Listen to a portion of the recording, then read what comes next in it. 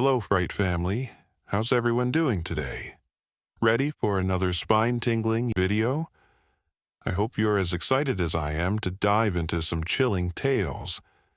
If you're enjoying these videos, don't forget to hit that subscribe button if you haven't yet, and I'd love to hear from you in the comments. What's been your favorite story so far? Sit back, relax, and let's dive into the scare together.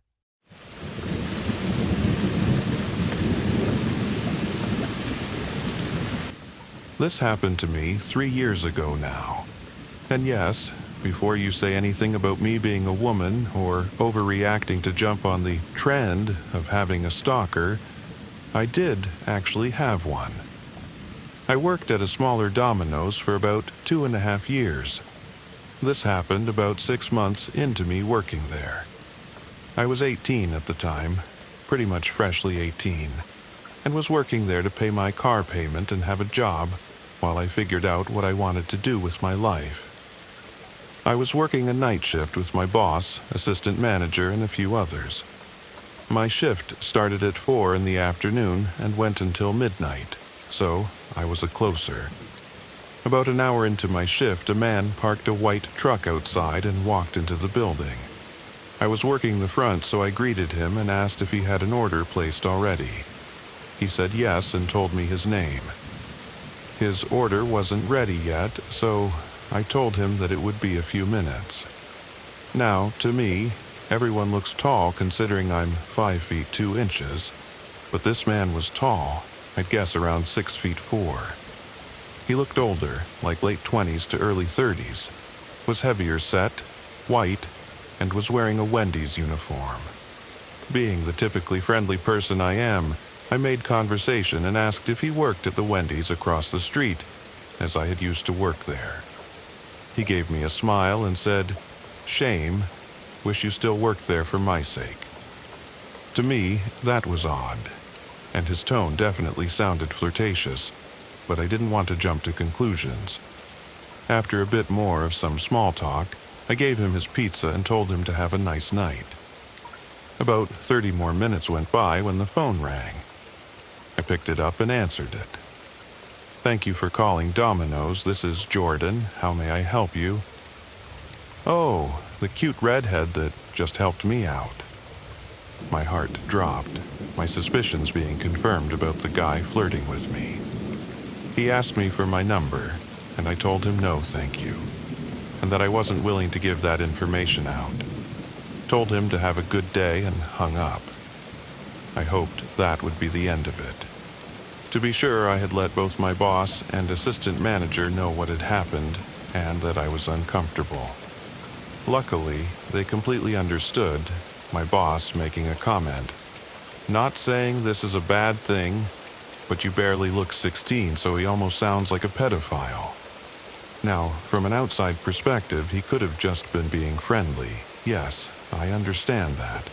And at that point, I could have been overreacting. You're right. But I was just uncomfortable. Fast forward to about 10 at night. I saw a white truck park outside the building, and the same man get out of the truck. I immediately turned to my assistant manager, her pulling me into the back and into the office so he couldn't see me. My boss approached the guy and asked him what he needed, but the guy just kept looking around for me. I could see this because the office had a window that sort of acted like a one-way mirror. I started crying, my manager hugging me and telling me she wasn't going to let anything happen to me. She's a big girl, not like heavy, just bigger and more built than I am. My boss spoke to the guy saying, "Look, man, she's already rejected you and I'm not letting you see or talk to her. Get out of my store. Because if you can't tell, she's fucking uncomfortable." The guy's face twisted in anger, and he stormed out of the store. He climbed into his truck, backed out of his spot so fast he spun his tires, and squealed off. I had let out a sigh of relief, my boss coming to the back to check on me and let me know that I was safe, to take my time and clean myself up, and that I could go home early because that was a lot to handle. He then went back up front to run the store.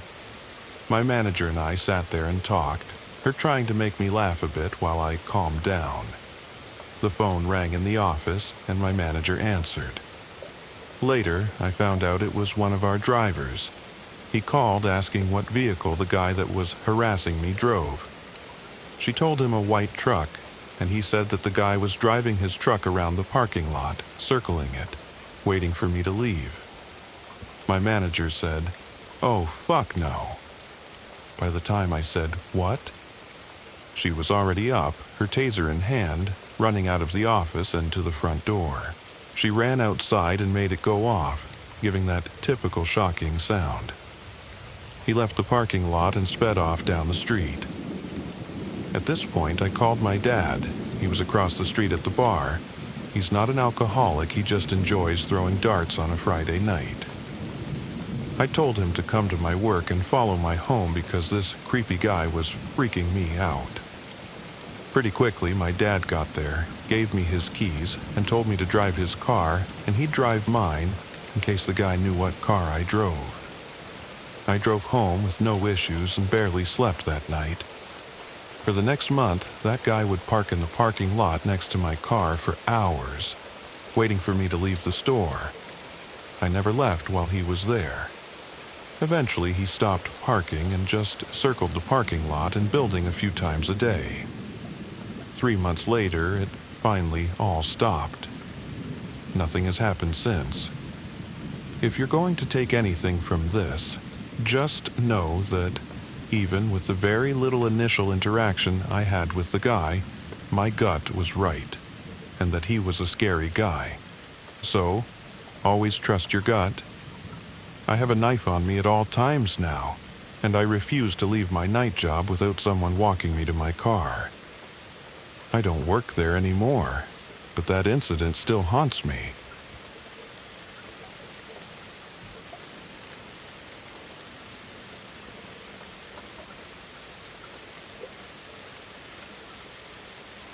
I remember it vividly, a moment that blurred the line between the ordinary and the inexplicable. I was around 7 to 9 years old, coming home from school with a mix of tired excitement and the simple relief that comes from leaving a structured day behind.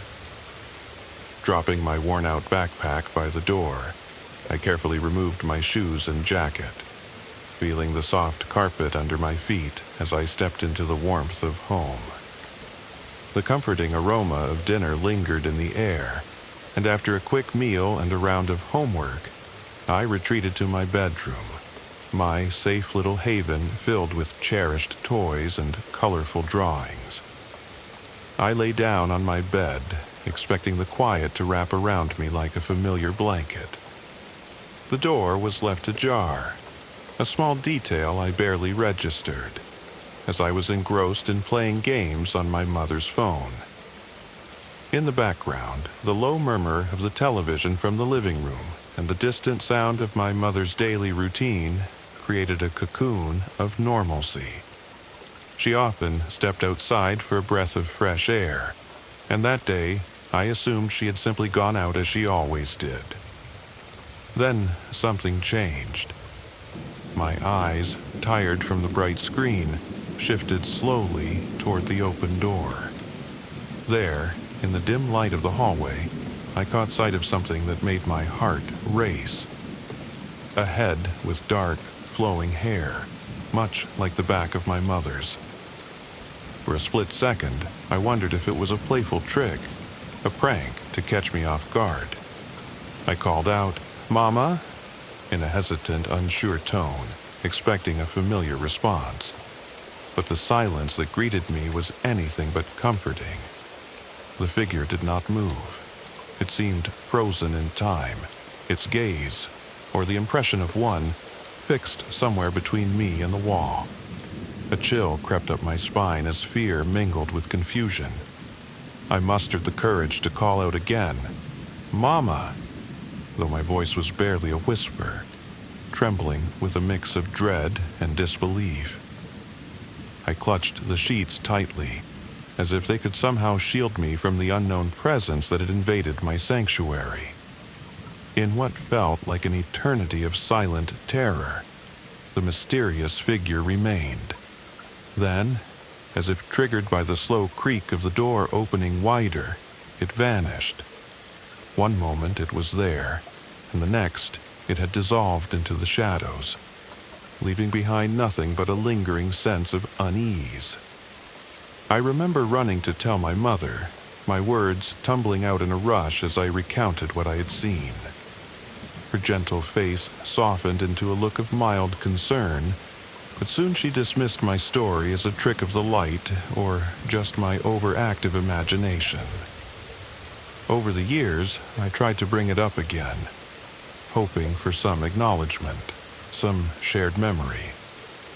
But with each retelling, her recollection faded further, as if that eerie encounter was a secret too elusive to be truly remembered.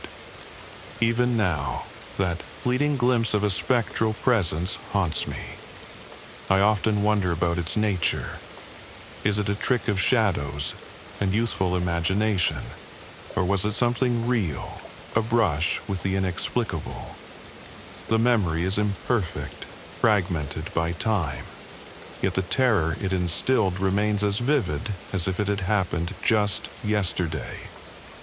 In quiet moments, when the world is still and memories resurface, I feel the chill of that experience once more. A reminder that sometimes the extraordinary can break through the veil of everyday life. This encounter has woven itself into the fabric of who I am, a puzzle that I have carried through the years.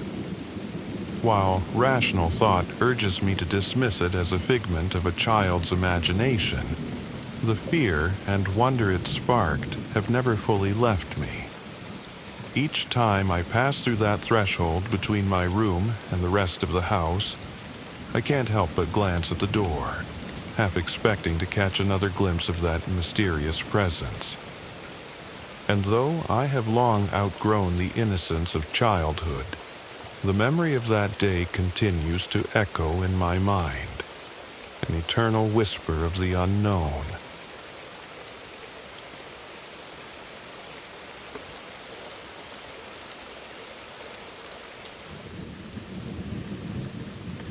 Bless me, Father, for I have sinned. The words came out softly, barely louder than a whisper. The voice belonged to a woman who sounded to be in her mid-30s. Every word she spoke wavered with uncertainty and fear, as if the truth itself was too heavy to bear. I closed my eyes for a moment and took a deep breath, preparing myself for another confession. "Go on, my child," I said gently, speaking in a calm and patient tone. After a pause filled with quiet sorrow, she began, I did not mean for it to happen. I was very angry that night. He kept shouting at me, and I lost control. In my anger, I pushed him very hard. He fell and hit his head, and then he stopped moving." Her voice faltered as she spoke those words, each syllable carrying the weight of a terrible mistake. I listened carefully, my heart heavy with the knowledge of what had occurred. I asked in a steady voice, "And what did you do after it happened?" Between soft sniffles, she replied, "I tried to cover up what I had done. I cleaned the floor and wiped down the walls. I even burned the rug, thinking that if I removed everything, no one would ever know." I could sense that she was not entirely at peace with her actions. I pressed further. "And what did you do with his body?" There was a long, heavy pause, as she seemed to recall the events in her mind. Finally, in a voice barely above a whisper, she said, "I buried him behind my parents' cabin. It is a place where hardly anyone ever goes." In her mind, she must have believed that this hidden spot would keep her secret safe. But sometimes, in moments of fear, even the smallest mistakes can lead to bigger ones. I suspected that she might have returned to that spot later, standing there and wondering if the rain might wash away more than just her tracks. And what about his personal belongings? I asked next, my tone remaining calm yet insistent. After another pause filled with regret, she admitted, "I kept them." I held on to his things. That was another clear error, a mistake that could leave behind evidence of what had truly happened. I sighed quietly and said, "My child, while forgiveness is always within reach, the burden of your actions is heavy. Are you completely sure that no one saw you that night?" Her voice cracked as she answered, "I don't really know. I don't think anyone did, but I'm not sure." I also turned off his phone, hoping that it would stop anyone from tracking his location. I hoped that she truly believed this would erase her traces. I added, "Remember, while we cannot change the past, we can always try to make things right. Seek forgiveness and do what you can to mend your ways." Inside, I felt a slight smile, a quiet acknowledgement of her mistaken confidence. She truly thought that by simply turning off the phone, no one would be able to piece together what happened. She assumed that no one would check the signals from nearby cell towers, or wonder why his last known location was so close to her home. It was a simple oversight, a rookie mistake. I suspected that soon the weight of her guilt would grow unbearable. It might not be long before her conscience forces her to come forward, perhaps within a week, when the burden becomes too heavy to keep hidden.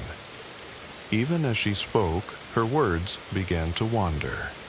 She described haunting nightmares in which she saw dark, shadowy hands reaching for her, as if they were trying to pull her back into the past. I let her continue, knowing that people sometimes need to speak their deepest fears aloud, hoping that by sharing, they might lessen the pain they carry. For many years, I have listened to such confessions. I have heard the stories of those who have made choices that hurt others. Stories from people who stole or hurt someone in a moment of lost reason. Every time, I pay close attention to the details, learning from the choices that led them to this quiet space where they reveal their secrets. I do not pass harsh judgment on them. Instead, I listen and learn from their mistakes. They do not realize that in sharing their story, they give me a clear map of the errors they have made, a guide that shows how small missteps can lead to great harm. This collection of confessions forms a sort of roadmap, a record of human frailty and error. One day, when the time is right, I will use this knowledge to act. I will choose my moment carefully, so that I do not repeat their mistakes or add to their suffering. Until that day comes, I continue to listen, to learn, and to hold these secrets close. Each confession, each whispered regret, is a lesson, a reminder that even in the darkest moments there is a chance to seek forgiveness and change one's path for the better.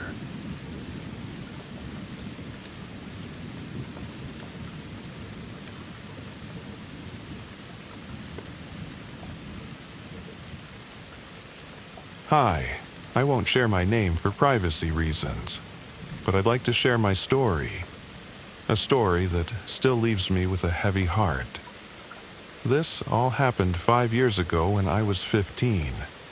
Our home employed an elderly man, around 60 years old, who had worked for us for nearly a decade.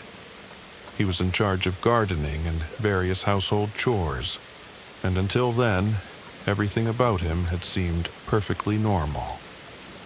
One day, while I was at home, he approached me quietly and said, "You're very beautiful." I was confused at that young age, not fully understanding his meaning. Although his words made me feel uneasy, I tried to shrug off the comment, thinking it might have been meant in a kind or harmless way. Later on, I invited some friends over to hang out and chat. We were laughing and talking when, unexpectedly, He walked over and pointed at me as he repeated, "This girl, I find her very beautiful." His comment, delivered in front of my friends, made me feel both embarrassed and disturbed. The reaction was mixed. While my friends laughed it off, I felt a deep sense of discomfort and violation. I remember feeling as though my safe space had suddenly been invaded by his unwanted attention. I rushed to tell my mom what had happened, expecting her to understand how unsettling it had been. However, she seemed surprised that I was so troubled by his words. She reassured me that, having known him for many years, she believed he hadn't meant anything harmful by his remark. She promised to speak with him, and for a while, things appeared to settle back into normal. But that uneasy feeling lingered. After that day, I began to spend more time alone in my room. I tried to avoid the living areas where he might be around, and I felt increasingly isolated by the constant memory of his inappropriate comments. Then came a day that changed everything. My mom had left the house on an errand, and my dad, who was rarely home, was asleep in his room. I decided to get a snack from the kitchen, thinking nothing of it. In that quiet moment, I unexpectedly encountered him again. He entered the kitchen without warning. My heart pounded as he came closer. With a tone that sent shivers down my spine, he asked for my phone number and said, "I would really love to talk to you privately. You are very beautiful." Those words, now spoken with an unsettling familiarity, made it feel as if the ground had vanished beneath me. I immediately felt an overwhelming urge to escape. I ran to my dad's room and locked the door behind me, terrified and shaken by the encounter.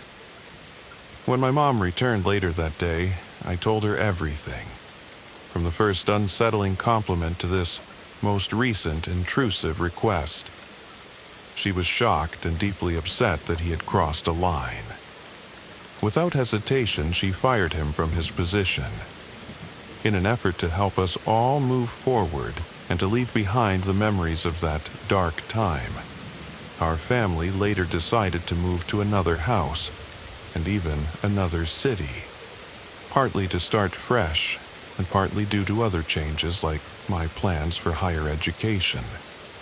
Even now, when I reflect on those events, I can't help but feel a mixture of fear and sadness. I wonder what might have happened if he had continued his behavior and what other inappropriate advances he might have made. The experience left me feeling exposed and betrayed by someone I had always seen as a trusted helper. This story still haunts me. It reminds me that sometimes the people we trust can cross boundaries, and that our feelings of discomfort and fear are important signals that should never be ignored. While I have taken steps to heal over the years, the memory of that unsettling time still creeps into my thoughts, serving as a reminder of how delicate our sense of safety can be, and how important it is to listen to our instincts.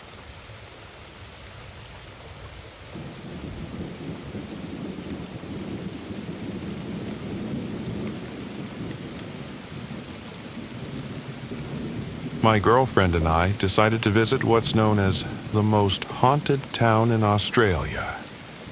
Since we only lived an hour away, we thought it'd be the perfect opportunity to check out the infamous mushroom tunnels, one of the biggest paranormal hotspots in the area. We arrived around 11 p.m. and had to sneak through a bend in the fence to get in. There were 3 trails ahead of us, and we had no idea which one led to the tunnels, so we just took the first one. Right away, I felt uneasy, way more than I expected. I had been wanting to visit this place for months, and now that I was finally here, I should have been excited. But instead, there was this overwhelming eeriness, a kind I had never felt before. Before coming, I had been reading my girlfriend some stories about the tunnels, People had reported seeing shadow figures, strange lights, and even satanic cults performing rituals. So, as we walked to that first trail, I was already on edge, feeling like something could jump out at any second. And yet, despite it being a 99% full moon, we still couldn't see a thing. Eventually, we reached the end of the trail, only to find nothing. Just endless open fields. Annoyed, we checked social media and realized we had taken the wrong path. Trail 2 was the one that actually led to the tunnels. That meant walking all the way back down.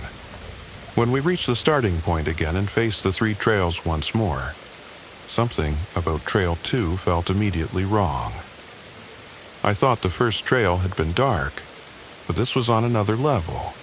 It was pure blackness, like the trail itself absorbed light. All we had for illumination was our phone flashlight, which barely helped at all. As we hesitantly walked forward, a large sign suddenly came into view: the mushroom tunnels. At this point, I turned to my girlfriend and straight up asked if she wanted to leave. The energy here was unbearable, and for the first time, I seriously considered turning back. But then, I had a moment of clarity.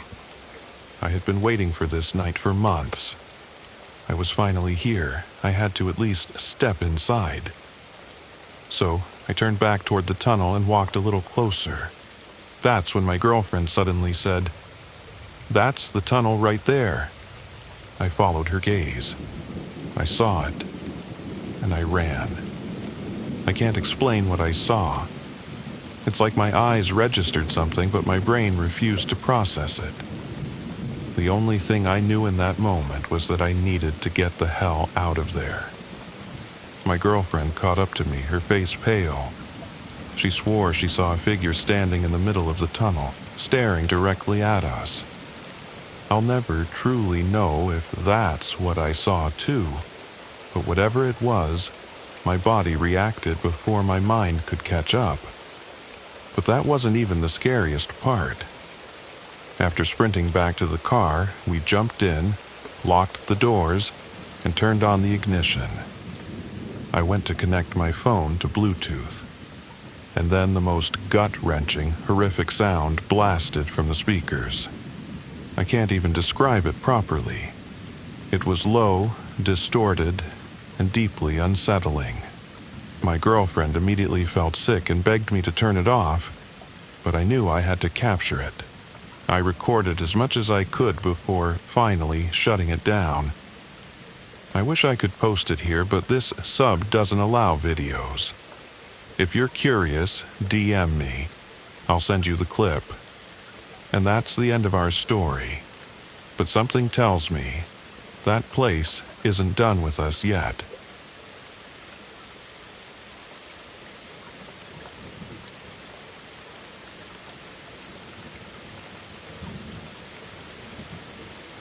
This happened when I was 12 years old, in the bedroom I shared with my siblings.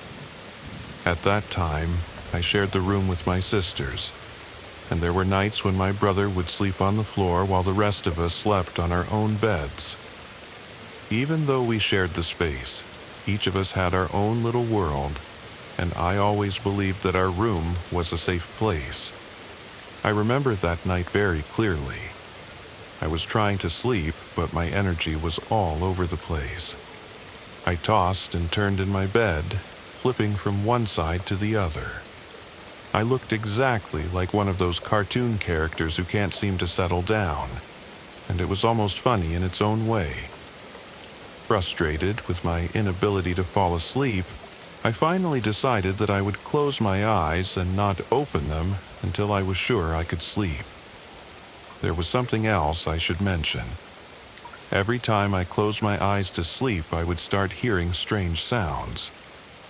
These weren't loud or truly scary sounds. They were soft, like noises you might hear in a dream. There were no spooky images, just a gentle background noise that filled the silence of the room. Looking back, I wonder if I was only half awake or half dreaming, with my tired brain creating these sounds as it tried to relax. Not long after I closed my eyes that night, I began to notice something unusual. I distinctly heard what sounded like footsteps moving away from somewhere inside the room. The door to our room was wide open, so the sound of someone walking out wasn't unexpected. I assumed it was just my brother, perhaps getting up to adjust his sleeping position, and I kept my eyes closed. After a little while, the footsteps returned. This time, I could tell that they stopped right by the door inside our room. Still thinking it was my brother, I remained with my eyes shut, trying to ignore the sound. But then, everything changed in an instant. The footsteps began to move quickly, so fast that they seemed to be running directly towards me. My heart skipped a beat, and in that moment I felt a rush of warm air on my face, as if someone had bent close over me and breathed. I was startled awake by that sudden sensation. My breathing became fast and uneven, even though a small, desperate part of me tried to stay still and pretend that I was still asleep. I thought that if I kept my eyes closed, maybe the mysterious presence would believe I was still lost in sleep.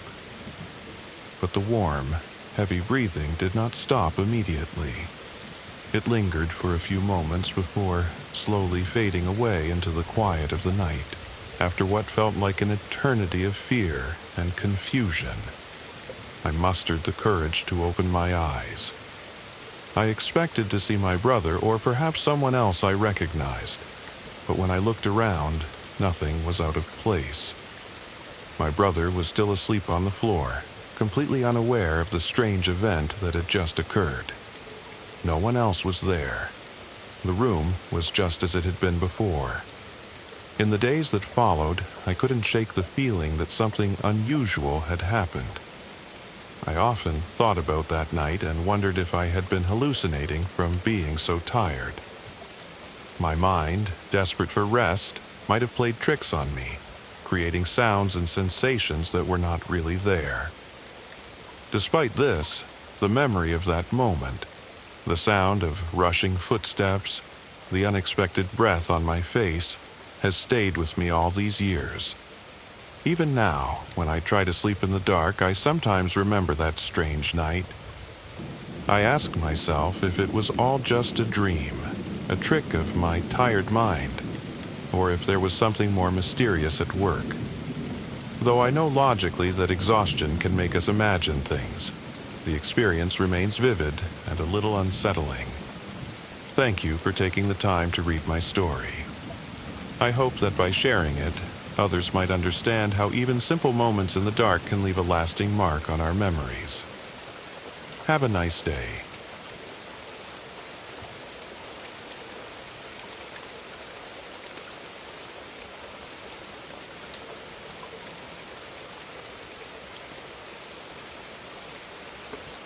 It was a warm summer night when my mother sent my younger brother and me to our grandmother's village. The journey felt like stepping into a world of secrets and old memories.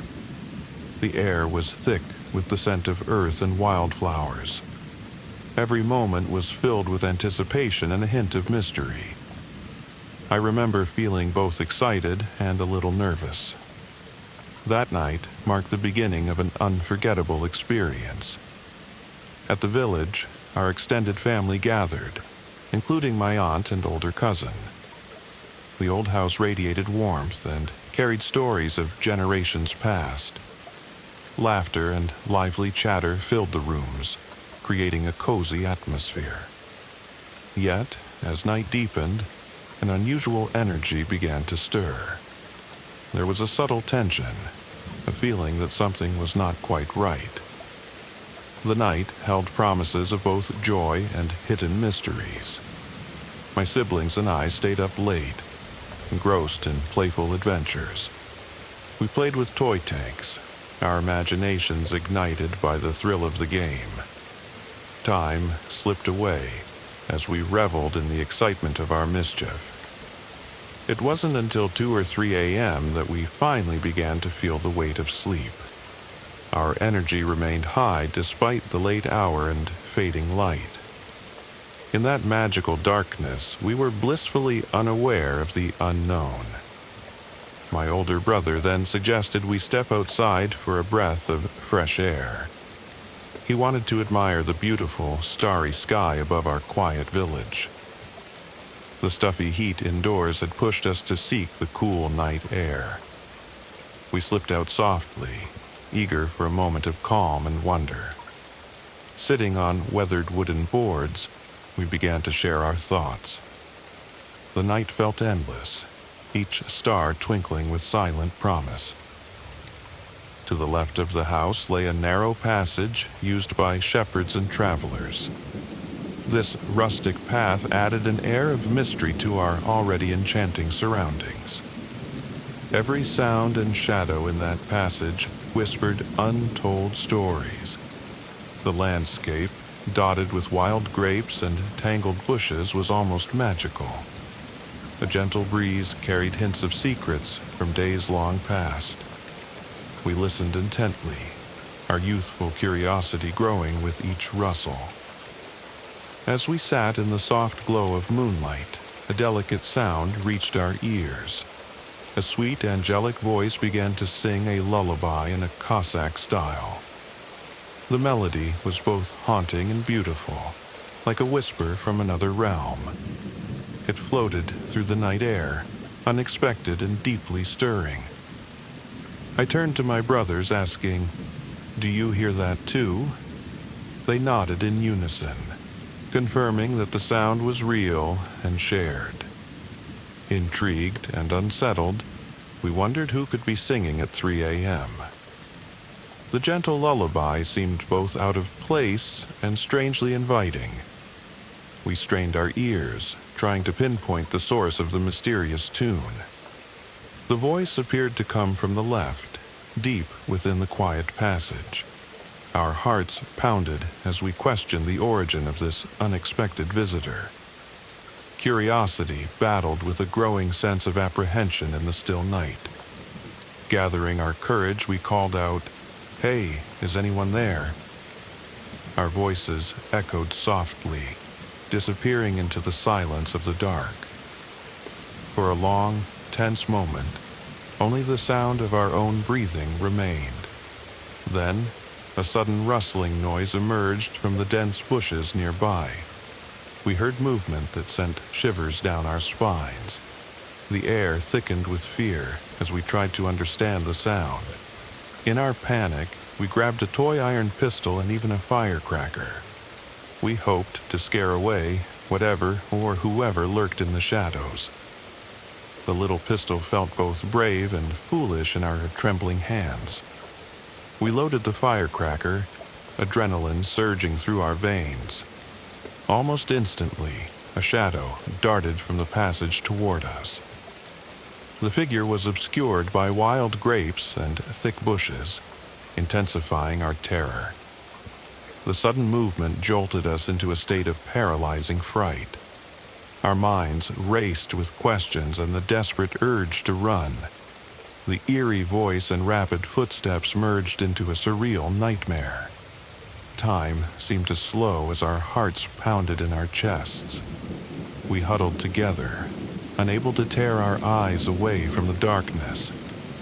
Every rustle and whisper deepened the unsettling mystery of that night. Unable to endure the suspense, we bolted back into the safety of the house. We raced through the dark corridors, our footsteps echoing in panic. Once inside, we drew the curtains shut, seeking refuge behind closed windows. The familiar walls offered a temporary sense of comfort and security. Yet, the memory of that shadow continued to haunt our minds. We lay in silence, the terror of the night lingering long after its end. To this day, I wonder about the true nature of that eerie summer night. Was it simply a trick of our tired minds or something more sinister? The mysterious lullaby, the rustling bushes, and the fleeting shadow remain with me, I sometimes imagine that it could have been the devil. The unanswered questions cloak that night in an everlasting shroud of mystery. In quiet moments, the memory returns, slowly building a lingering sense of fear.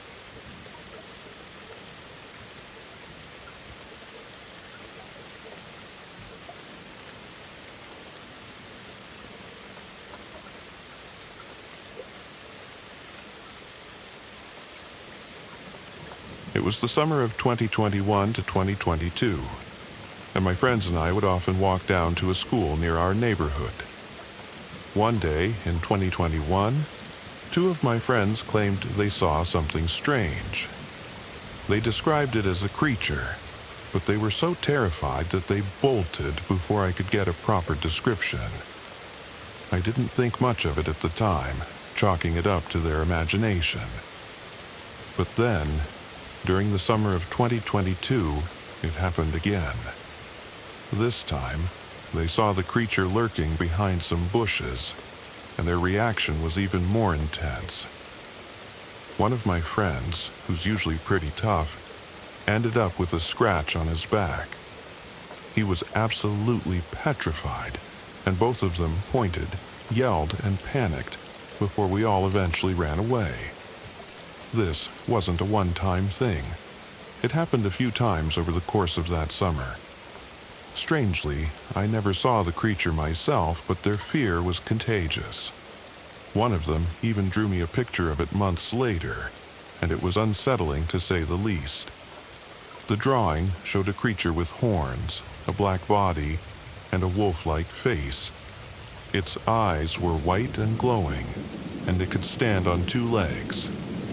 The fact that this always happened in broad daylight made it even more unnerving. What really sent chills down my spine was when one of my friend's brothers mentioned seeing a cougar with a black body and horns. My friend and I exchanged looks, realizing this wasn't just a coincidence. We told the other friend about his brother's encounter, but I can't quite remember his reaction. One of the friends who saw the creature still claims to see it to this day. Every time he does, he reacts with the same fear and panic as before. It's hard to ignore his terror, especially since the forest where these sightings occur is so close to my house. It's just across the street and behind the house on the opposite side. I've checked out the area myself, but I've never found anything unusual. Still, the feeling of dread never seems to leave whenever I'm near that forest. At night, I remember hearing a man yelling from that forest.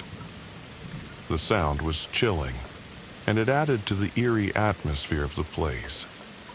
I've tried to rationalize it, thinking it might have been an animal or someone playing a prank, but the fear lingers.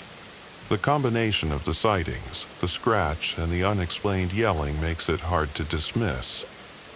Even though I've never seen the creature myself, the stories and reactions of my friends are enough to keep me on edge. The forest itself seems normal during the day, but there's always an underlying sense of unease. The trees are dense, and the shadows seem darker than they should be. I've walked through it a few times, but I always feel like I'm being watched. The feeling of dread is overwhelming, and I can't shake the thought that something might be lurking just out of sight. It's as if the forest itself is alive, hiding secrets that I'm not meant to uncover. My friends and I have talked about it countless times, trying to make sense of what they saw. Some think it's a supernatural entity, while others believe it could be an animal that's been mutated or misunderstood. The fact that it has horns and a wolf-like face makes it hard to categorize. The glowing white eyes are what really stand out, though. They don't seem natural. Whatever it is, it's clear that it's not just a figment of their imagination, especially since multiple people have seen it. The scratch on my friend's back is another piece of the puzzle that's hard to ignore. It wasn't deep, but it was enough to leave a mark. He said he didn't feel anything when it happened, which is strange. It's almost as if the creature moved too quickly for him to notice.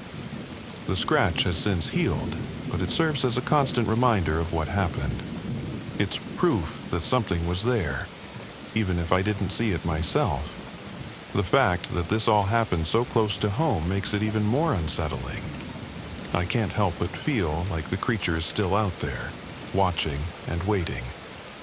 The forest is so close that I can see it from my window, and it's hard not to feel a sense of dread every time I look out. I've considered moving, but I know that running away won't solve anything. Whatever this creature is, it feels like it's tied to the land itself, and it's not going anywhere. I'm not going to stop anyone from sharing this story because it's short, sweet, and undeniably creepy.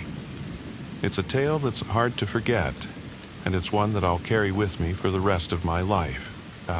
Whether it's a supernatural entity, a mutated animal, or something else entirely, the fear it instills is very real. The forest near my house will always hold a sense of mystery and danger, and I doubt I'll ever fully understand what's lurking within it.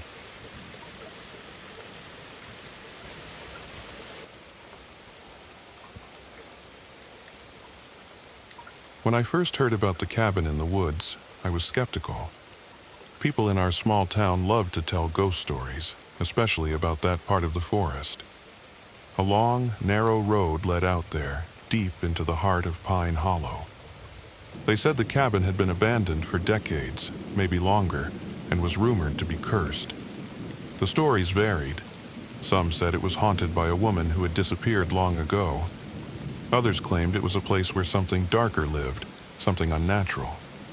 It was autumn when I decided to see it for myself. The leaves were turning, the air growing crisp, and the idea of a weekend spent in the quiet of the woods sounded appealing. The truth was, I didn't believe in the stories, but I was curious. There's a certain allure to the forbidden, to places you're warned to stay away from. I suppose part of me wanted to be proven wrong. I borrowed the keys from an old family friend, Mr. 𝗕𝗂𝗶𝗶, who owned a bit of land near the cabin. He raised an eyebrow when I asked. "You know people stay away from that place for a reason," he said. "I'm not afraid of ghost stories, Mr. 𝗕𝗂𝗶𝗶." His eyes darkened. "It's not about fear. It's about respect." I shrugged off his warning, took the keys, and left.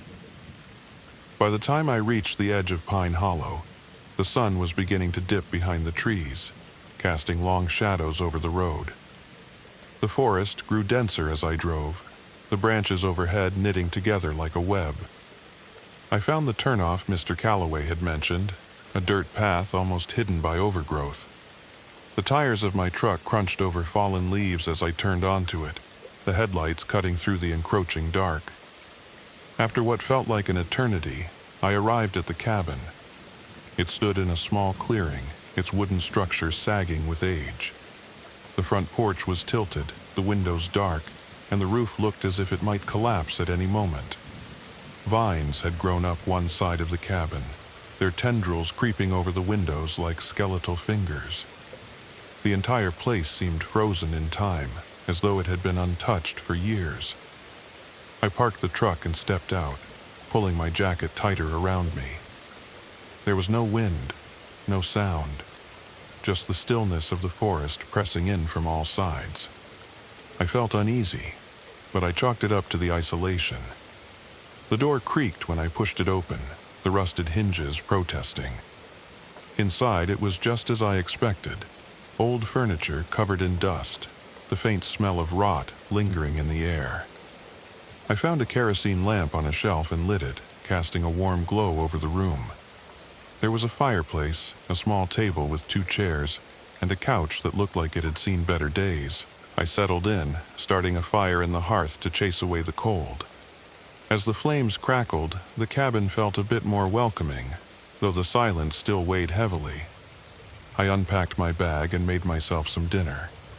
By the time I finished, night had fully fallen, and the darkness outside seemed impenetrable. That's when I first noticed something strange. Sitting on the couch, I could hear it, barely at first. A soft, rhythmic sound.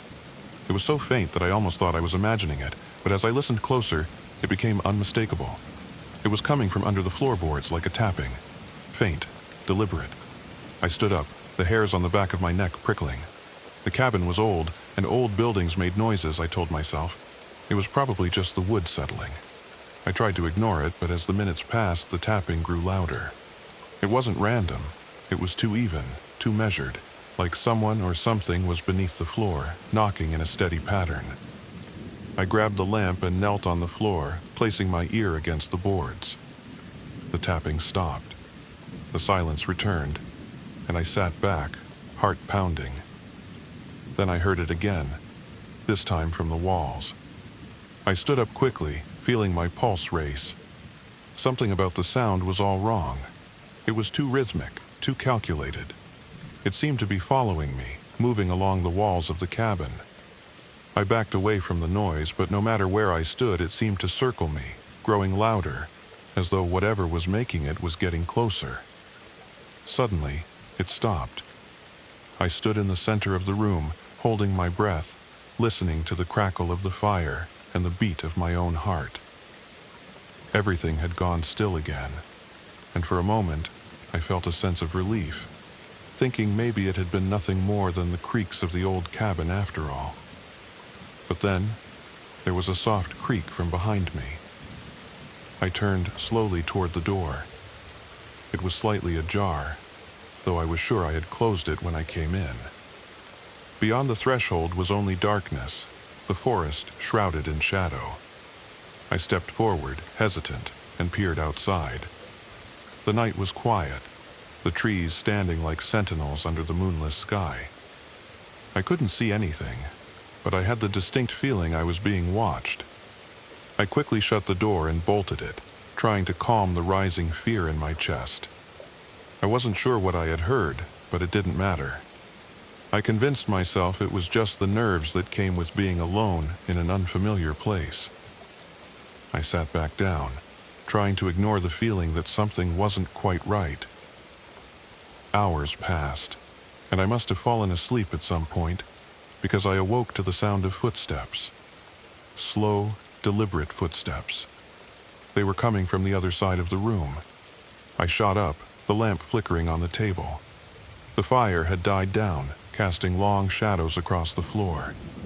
I listened, barely breathing, as the footsteps continued, moving closer.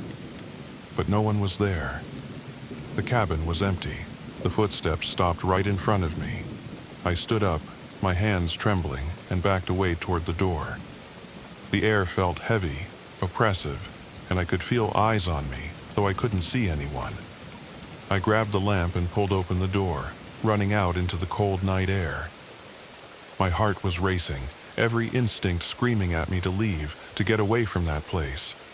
But as I stood in the clearing, staring back at the cabin, I realized something that sent a chill down my spine. The windows. They had been dark when I arrived, but now, faintly, I could see light flickering inside. Not from the lamp, and not from the fire. It was something else, something dim, like a glow coming from deep within the walls themselves. I didn't wait to find out more. I ran to my truck, started the engine, and sped down the dirt road, not looking back. The next morning, I went to Mr. Calloway's house to return the keys. I didn't say much about what had happened. I didn't need to. He saw it in my face. "You saw it, didn't you?" he asked quietly. I nodded, unable to speak. He sighed, shaking his head. "You're lucky. The others never made it out." "The others?" "There's a reason people don't go to that cabin," he said. "Once you step inside, it knows you, follows you. The cabin doesn't let go easily." I didn't ask him to explain. I didn't want to know. All I knew was that I wouldn't be going back to Pine Hollow.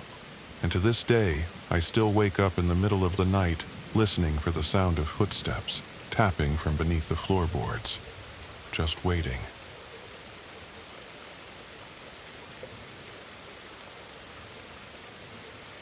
I'm not a superstitious person.